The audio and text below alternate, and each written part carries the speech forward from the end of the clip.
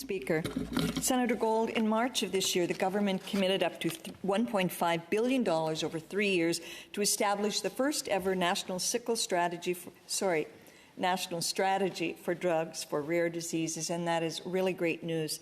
On Monday, we marked the 6th National Sickle Cell Awareness Day in Canada. An estimated 6,000 Canadians live with sickle cell disease anemia. Speaking with patients and advocates this week, the announced rare drug strategy has raised hope, but also uncertainties. Senator Gold, sickle cell advocate groups and associations are concerned that their input may not be considered, or that they won't be included in the government's advisory council, which is promised to be established by this summer. How can advocates get a seat at the table to ensure that sickle cell anemia is not left out, and to ensure that new drugs will finally be available to those with sickle cell anemia? Senator Gold. Well, thank you very much for bringing attention to Canada's first ever national strategy for drugs for rare diseases, which was announced earlier this year. It's supported, as colleagues may know, of an investment of up to $1.5 billion over 3 years. Now, regarding the distribution of the funds, up to $1.4 billion may go to the provinces and territories through the bilateral agreements that are being negotiated. And further details of these, of course,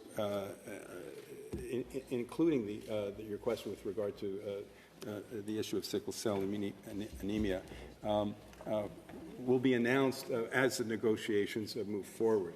But with regard to your other question, Senator, my understanding is that the national strategy reflects extensive consultations that garnered diverse perspectives from over 650 individuals and organizations, including patients with lived experience, family members, and caregivers.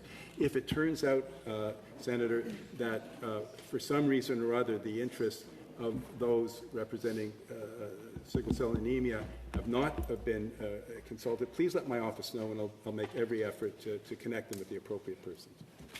Senator Cordy. Thank you very much for that invitation, and I will certainly follow through if I hear from the advocates. So thank you very much for that, Senator Gold. My second question is newborn screening for sickle cell is an important tool for prevention and early diagnosis. Currently, only a select number of provinces and territories screen for sickle cell anemia, and I'm pleased that former Premier Stephen McNeil's of Nova Scotia supported and approved newborn screening for sickle cell in my province of Nova Scotia in 2013, 10 years ago.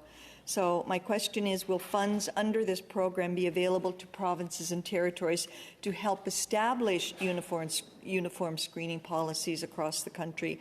And what are the anticipated timelines for allocating the different funding streams to the provinces and territories and organizations, I guess? Sorry.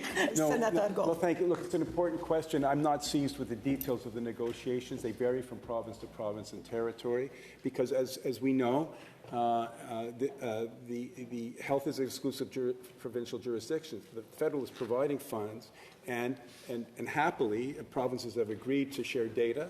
But beyond that, the Government of Canada has not purported to tell the provinces how to spend their money out of respect for their jurisdiction and for the particular needs. So, again, I encourage those stakeholders to work with their associations and with their provincial governments to put that on the table so that the funds that are available can be used,